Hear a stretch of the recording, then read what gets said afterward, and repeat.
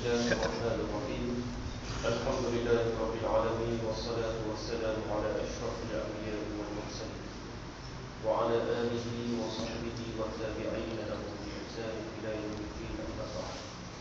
Kita mulakan bacaan kitab Al-Fatihah.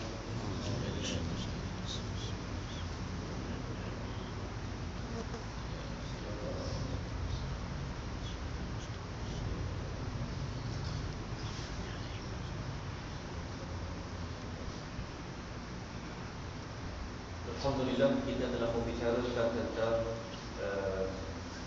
syarat-syarat sembahyang, syarat-syarat sah sembahyang. Pada pagi ini kita memulakan pembicaraan yang baru, iaitu berkenaan dengan arkanus solat, rukun-rukun sembahyang.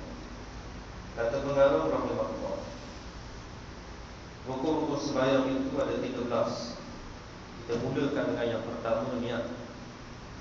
Perbahasan tentang niat ini seolah-olah perkara biasa bagi kita, sebab niat untuk sembahyang ini merupakan perkara yang sudah lama kita buat, belasan tahun, puluhan tahun. Walau bagaimanapun, kita akan cuba melihat perkara yang disentuh oleh pengarang Syekh Daud Abdullah Al-Fatani. Kata beliau, niat ialah qasdu syai'in muqtarinan bi fi'lin, qasad melakukan sesuatu amalan disertai dengan mula mengerjakan, tempatnya di dalam hati. Maksud qasad sesuatu amalan, qasdu syai' adalah bila kita nak buat sesuatu perkara, amalan. Umpamanya solat, perbuatan yang pertama sekali untuk masuk ke dalam solat ini ialah takbiratul ihram. Bermakna apabila kita memulakan dengan Allahu Akbar, tatkala itulah bermulanya niat. Bagaimana proses niat yang bermula sebelum daripada itu? Sebab kebanyakan kita mendengar imam akan sebut terlebih dahulu usolli fardhal maghribi sebagai suatu contoh, maka pada waktu tersebut itu adalah menurut mazhab Syafi'i disunatkan untuk kita lafaz terlebih dahulu, hanya sekadar untuk membantu. Adapun niat dalam hati. Sebab itu niat ini berada di dalam hati ketika kita memulakan takbiratul ihram. Bagi sembahyang 5 waktu, cara niatnya ialah diqasadkan dengan hatinya hendak mengerjakan sembahyang, dita'arufkan fardunya dan dita'ayunkan waktunya. Maka qasad, ta'aruf dan ta'ayun itu dinamakan niat. Ketiga-tiga ini hendaklah hadir ketika takbiratul ihram. Kaedah perbahasannya kena ada 3 benda. Yang pertama dipanggil qasad, yang kedua ta'aruf, yang ketiga ta'ayun. 3 perkara ni saya huraikan macam ni, cukup mudah. Qasad kita kata usolli, sebab qasad ni kita nak sembahyang, tu tujuan kita. Kemudian ta'aruf, nak menentukan fardu ataupun sunat. Bila mana kita nak sembahyang fardu, maka ta'arufnya ialah sembahyang tu sembahyang fardu. Ta'ayun, nak menentukan waktu mana. Kita ada 5 waktu, subuh, zuhur, asar, maghrib, isyak. 5 waktu ni dipanggil ta'ayun. Baik, bila kita nak sembahyang, ramai orang was-was sebab dia nak kejar lengkap. Dalam buku panduan sembahyang, dia pun kena belajar. Dia sebut lafaz usolli fardhas subhi raka'ataini adaan lillahi ta'ala. Jadi bila dia nak kejar lengkap inilah yang menyebabkan mari was-was. Bila dia sebut takbiratul ihram, dia banyak kali tak jadi itu sebab nak mari niat dia tak sampai. Cukup 3 benda je. Masa kita nak akad takbiratul ihram ni, masa kita bertakbir, 3 perkara ni sahaja nak ada. Usolli fardhas subh, cukup lah, habis. Kita jadi keliru sebab kita nak tambah hak belakang. Hak belakang tu sunat. Yang mesti ada ialah usolli fardhas subh. 3 benda. Usolli qasad, fardha ta'aruf, subh adalah ta'yun, menentukan waktu tu adalah waktu subuh. Jadi pada waktu tersebut cukup mudah kalau sekiranya kita faham bagaimana untuk niat yang sebenar. Jika sekiranya kita sembahyang Jumaat, kita kena tambah imam bagi seorang yang imam, dan kena tambah makmum bagi seorang makmum. Ini dipanggil ta'yinun nafsi, menentukan diri kita siapa, imam ke ataupun makmum. Boleh ke tidak kalau kita tak kata kita makmum masa sembahyang Jumaat? Jawab dia tak boleh, tidak sah. Sebab syarat sembahyang Jumaat mesti jadi makmum, mesti ada imam. Kerana sembahyang Jumaat tak boleh munfarid, dia kena berjemaah. Maka oleh kerana itu, bila kita sembahyang Jumaat, kena tambah satu lagi ta'yinun nafsi, iaitu imam ataupun makmum. Baik, musafir. Kalau sekiranya kita musafir, maka disyaratkan tambah qasar. Bila kita niat tambah qasar. Macam mana nak tambah qasar? Kita sebut je qasran lepas daripada itu. Dah jamak kita kena sebut tak? Jamak tak payah sebut. Kaedah sembahyang jamak ini, kita boleh niat nak jamak sepanjang waktu-waktu sembahyang kita yang pertama. Contoh, kita nak takdim sembahyang zuhur. Bila kita sembahyang zuhur 2 rakaat, rakaat pertama tak niat lagi nak jamak. Rakaat yang kedua tak niat lagi. Pada penghujung sembahyang masa tahiyat baru kita niat, aku nak jamak dengan asar bagi 2 rakaat pula. Dalam hati kita memadai niat jamak solat kita pada waktu tersebut. Tak perlu kita lapah depan. Jadi bila sembahyang asar pada waktu tersebut, kita akan sembahyang jamak dengan asar, tambah 2 rakaat lagi. Tapi 2 rakaat ni bila kita pendek fak jadi 2, maka kita kena sebut qasran. Sebab kita nak beritahu ia dipendekkan daripada 4. Itu qasar. Bagi sembahyang sunat yang ada waktu atau yang mempunyai sebab, maka syarat niatnya hanya 2 perkara. Pertama qasar, dan keduanya ta'yun. Seperti sunat subuh. Sembahyang sunat subuh belum kita sembahyang fardu tadi, maka pada waktu tersebut kita hanya perlu kepada 2 perkara. Qasar iaitu usalli. Ta'yun untuk menentukan bahawa kita ni sembahyang apa benda sebab 2 perkara saja, tak perlu panjang. Ataupun bersebab seperti sembahyang gerhana matahari 2 rakaat, gerhana bulan, ataupun sembahyang sunat hari raya Adha ataupun hari raya Aidilfitri. Selesai. Bagi sembahyang sunat mutlak cukup 1 je. Sembahyang sunat mutlak ni kita bangun mana? Nak sembahyang. Jadi kita pun hanya sebut ni, usalli. Saja aku sembahyang, cukuplah. Tak perlu kita buat panjang-panjang. Sunat mutlak, usalli. Kalau nak sebut tahajud, kita sembahyang usalli sunat tahajud. Kalau kita nak buat hajat, usalli sunat al-hajat. Tak payah sebut 2 rakaat apa benda. Nak sebut boleh, tak ada masalah. Tapi kita nak mempermudahkan pada kita ni untuk tidak was-was ketika mana kita nak menyampaikannya. Kenapa kita hanya sebut usalli? Sebab biasanya sunat mutlak ini, sembahyang sunat ni 2 rakaat. Sebab Nabi SAW sebut salatul laili matna matna. Sembahyang sunat, sembahyang waktu malam ini 2 rakaat. Tak boleh buat panjang-panjang, dia 2 kita nak buat. Jadi 2 rakaat 1 salam itu adalah untuk sembahyang sunat. Disunat melafazkan niat dengan lidah sebelum takbiratul ihram dengan menyebut bilangan rakaat, adaan atau qadaan dan sandarkan kepada Allah, yakni lillahi ta'ala. Ini sunat. Yang kita duduk kata adaan, yang kita duduk kata makmuman dalam sembahyang fardu ni sunat. Ini kita sebut tak ada masalah bila kita rasa selesai. Cuma nak selesaikan yang pertama tadi, cukuplah dengan 3 perkara: qasar, ta'arud, ta'yun. Qasar, usalli, ta'arud, fardhu, ta'yun, waktu mana. Habis selesai. Contoh bagi sembahyang fardu zuhur. Contoh niat yang lengkap. Usalli fardhu zuhri 4 raka'atin mustaqbilal qiblati adaan lillahi ta'ala. Ini contoh. Lengkaplah, tak panjang. Jadi tidak jadi masalah kita nak pilih yang mana. Ada soalan?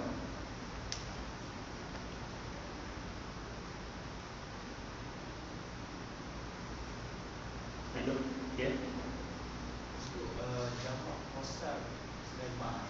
Sulaiman Sulaiman jamak qasar asar. Itu tak buat 2 rakaat sebab kalau itu biasa faham. Kalau zuhur tak buat 2, zuhur 2 qasar, 2 asar. Tapi kalau zuhur tu tak qasar, asar tu kalau ikut sebagainya tak qasar ada 4. Bila kalau Jumaat dengan asar, Jumaat itu tak boleh qasar 2 asar. Jumaat boleh qasar 2. Jumaat 2 rakaat. Asal. Asar 2 qasar. Okey. Dalam hal ini dalam mazhab Syafi'i dia ada 2 aliran. Yang pertama tidak membenarkan jamak berlaku pada waktu Jumaat. Bila kita sembahyang Jumaat pada waktu tersebut, maka kita kena sembahyang Jumaat. Jumaat ni dia tidak dia bukan sembahyang zuhur. Jumaat tu sembahyang Jumaat yang sendiri. Jadi pandangan ni kata tak boleh untuk dijamakkan dengan asar.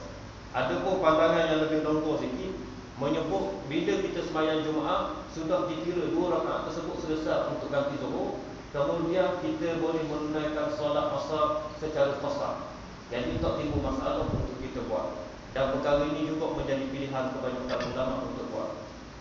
dia timbul masalah sebab solat Jumaat ini haram ditinggalkan oleh orang yang musafir. Bila dia musafir pada pagi Jumaat, bila dia musafir pada malam Jumaat, maka pada waktu tersebut bila dia tinggal di buat sembahyang Jumaat tak boleh. Tapi kalau dia musafir hari Rabu, hari Khamis, kemudian sampai hari Jumaat, hari Sabtu, Jumaat tersebut dia nak tinggal Jumaat, diizinkan. Dan waktu tu dia nak ganti sembahyang Zuhur pun tak boleh, sebab Zuhur dengan Asar pada waktu itu. Jadi orang yang wajib menunaikan solat Jumaat kena tunaikan solat Jumaat. Dan ulama membenarkan walaupun tunai solat Jumaat dia boleh gabung dengan Asar secara qasar. Tak ada masalah. Ya? Boleh buat qasar. Boleh buat dulu. Sebab Jumaat tu tamam 2 rakaat. Kalau zuhur biasa. Kalau zuhur biasa bersama Jumaat. Berjumaat 4 rakaat. Kita. Asalnya boleh tamam kita berjumaat. Kita mari Masjid Mukim. Kita nak keluar ni, kita nak sembahyang di Masjid Masjid sebab nak pergi ke KL. Bila kita singgah di Masjid tu Masjid, orang sembahyang Zuhur. Bila orang sembahyang Zuhur, maka kita nak jamak terus. Sembahyang Zuhur tu tamam 4 rakaat. Dan 4 rakaat yang disempurnakan oleh imam pada waktu tersebut, kita tak boleh nak buat qasar, tak boleh. Untuk Zuhur saja. Selesai sembahyang Zuhur, kita pun bangun untuk jamakkan dengan Asar. Asar kita boleh diqasarkan. Hak tu tidak menjadi masalah. Yang jadi masalahnya kalau sekiranya kita tengok orang berjemaah tapi kita tak boleh ikut nak qasar kita. Hak tu tak boleh. Bukan tak boleh, tapi tidak afdal untuk kita buat perkara itu. Jadi tengok ada khilaf menunaikan jemaah. Walaupun imam tersebut imam mungkin kita ikut dia dengan 4 rakaat, kemudian kita susuli dengan jamak kita dengan 2 rakaat, itu qasar. Boleh. Itu benar. Kalau yang imam boleh buat tamam 4, tapi masuk rakaat 7, kita asal kan dia 2. Ada kita habis setak dengan imam, lepas tu kita buat jamak dengan 1. Kalau kita tahu tu imam mungkin, kita kena ikut mungkin. Kena ikut tamam. Kalau kita keluar tu dia mungkin. Tak, maksudnya bukan kita duduk mungkin. Kita ikut imam mungkin, maka kita kena ikut mungkin, kena ikut tamam. Habiskan 4 rakaat lah. Ya? Walaupun masuk kita masuk rakaat kita tahu bahawa dia ni sembahyang 4 rakaat, kita kena ikut 4 juga. Melainkan kita tahu ni musafir, kita boleh lihat yang sembahyang belakang-belakang. Imam Rotib ni maknanya dia akan sembahyang 4. Walaupun kita bagi masbuk. Sebab bila kita buat dia 4, kita ikut 2, jadi dia tidak melengkapi ini. Kalau kata orang belakang masbuk kan. Ustaz, kalau lepas subuh ni Jumaat ni, Subuh Jumaat. lepas subuh Jumaat ni, pergi berumur dan flight. So Jumaat tu kita sembahyang dekat sisi dah sampai dekat luar Ampang ataupun boleh jemaah. Kalau subuh tu dah dekat kantor kita. Arti tu dah kita. Subuh di sini. Subuh itu kita Pergi KL. Sembahyang Jumaat kat mana? Sembahyang Jumaat kat mana? Melainkan kita tidak berjumpa dengan tempat untuk sembahyang Jumaat. Kalau tak KLCC, tempat yang ada sembahyang Jumaat. Oh tak ada masalah. Boleh pilih saja di mana tempat untuk kita sembahyang Jumaat. Oh, masa dulu lah. Masa tu dibenarkan oleh Jawi. Sebab Masjid Syakiri duduk dalam renovation. Maka dibenarkan untuk sembahyang di KLCC. Jamak takhir Jamak takhir. Dengar dia kalau jamak tadi kita lepas tu, kita lepas asal terus. Dalam jamak takhir untuk asal dia tak boleh kita boleh dengarkan juga untuk sembahyang yang apa tu. Betul.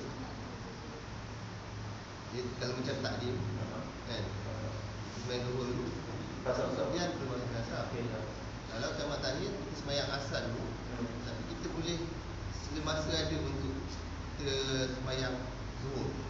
Dia tak semestinya immediate lepas zuhur sembahyang zuhur. Tak, dia kena perterusan mualaf. Dia tak boleh dipisahkan dengan jarak yang terlalu jauh. Lepas daripada semayang tu kita terus disusuli, lepas tu dipanggil jamak. Cuma jamak takhir ni ingat maaf balik. Masalah jamak takhir ni gambar kata lepas dia tak berniat untuk takhir. Dia kena berniat masa dalam waktu pertama untuk dia takhirkan semayang. Niat macam biasalah, bukan sebut lafaz-lafaz tu tak ada. Cuma kita sebut kita nak takhirkan azam kita. Jadi gambar kata lepas benda ni dia tak ada niat tersebut. Bila masuk dia nak semayang, tiba-tiba masuk dah waktu. Dia tanpa dia niat, maka dia kata takhir lah. Tidak memadai sebenarnya, dia terus masuk begitu. Dia kena berazam dulu, dia sebut ni dulu waktu zuhur ni. Dia kata mungkin tak nak berhenti ni, kita akan takhirkan. Kamu dulu, kita akan takhir untuk sembahyang pada waktu asar. Jadi bila masuk waktu asar, kita tu lah dengan jamak tu. Dan jamak kita pula waktu tu nak dahulukan hak mana? Kan patutnya zuhur dulu baru asar. Jadi ulama kata mana-mana boleh. Yang paling penting dan paling afdalnya ialah mendahulukan waktu tersebut dulu. Pemilik waktu dulu. Jadi kalau waktu asar mendahulukan sembahyang asar dulu, sebab dia bukan milik waktu. Kemudian disusuli dengan zuhur. Di mana-mana tak bisa. Yang saya boleh tadi maksudnya tak boleh buat jamak kalau kita flight kita dengan pukul 7. Kita pergi selepas subuh kan? Boleh, tak ada masalah. Boleh jamak? Boleh jamak. Sebab dia pergi apa? Macam kita duduk kat saya pergi kita ada flight dan buat. Nak pergi selepas subuh boleh buat jamak. Yang saya sebut tadi, bila kita musafir hari Jumaat, wajib tak tinggal Jumaat. Walaupun kita musafir. Orang kata musafir boleh tinggal Jumaat tak? Hari Jumaat kita kena sembahyang Jumaat. Jadi kalau kita musafir Jumaat ni, banyak yang berlaku. Kita buat family day, kita buat program apa yang jalan kereta banyak-banyak ni. Yang tu banyak berlaku hari Jumaat. Lepas tu tak beri perhatian, keluar hari Jumaat tinggal sembahyang Jumaat. Ni tak boleh. Ni nak jadi penganjur kena ingat balik. Hari Jumaat kita keluar kena cari masjid, agenda dia. Sembahyang Jumaat wajib untuk dilaksanakan. Tak boleh untuk kita kata kita musafir lepas. Jadi tak usah pandang-pandang nak cari pandangan ulama ringan-ringan atau macam pakai hak tu. Sebab itu adalah pandangan jumhur ulama berkubur dengan. Jadi asal tu kan kita di jamak tadi lah. Yang asal tu kan boleh jamak tadi. Boleh. Hari Jumaat tu mula maghrib malam Khamis. Seorang ulama menyebut bermula daripada masuk malam, maksudnya waktu maghrib tu. Dan ada pandangan lain kata bermula masuk selepas subuh. Selepas subuh. Jadi pilihlah mana yang kita rasa lebih selesa. Ni jamak kan. Bila rakaat kedua sembahyang waktu kan. Niat untuk jamak. Itu yang biasanya sebab dia boleh berlaku. Masa kita nak niat tu, kita nak jamak tu, kita boleh. Dan saya sebut untuk jamak dengan sembahyang seterusnya, kita boleh jamak mana-mana juzuk dalam sembahyang. Umpamanya kita niat masa rokok sembahyang zuhur. Tapi kita kita nak niat terus dengan jamak asar. Jadi waktu tu mari memadai. Ataupun kita teringat masa sujud, masa duduk antara dua sujud, dia boleh mana-mana tempat untuk kita berniat. Jadi niat dia tak payah. Kalau kita kata niat jamak dengan asar, bukan perlu lafaz tu tak lah. Mana-mana juzuk daripada sembahyang tu, start daripada awal kita sembahyang takbiratul ihram sampai pada belum salam, kita boleh ambil mana-mana juzuk untuk jamak. Okay? Perbincangan lanjut kita buat banyak soalan ini. Kita minggu depan buat insya-Allah. Kalau tu kita ada beberapa perkara mungkin saya perlu perincian lebih, boleh email dan seumpama tu kita buat pendidikan insya-Allah. Setakat minggu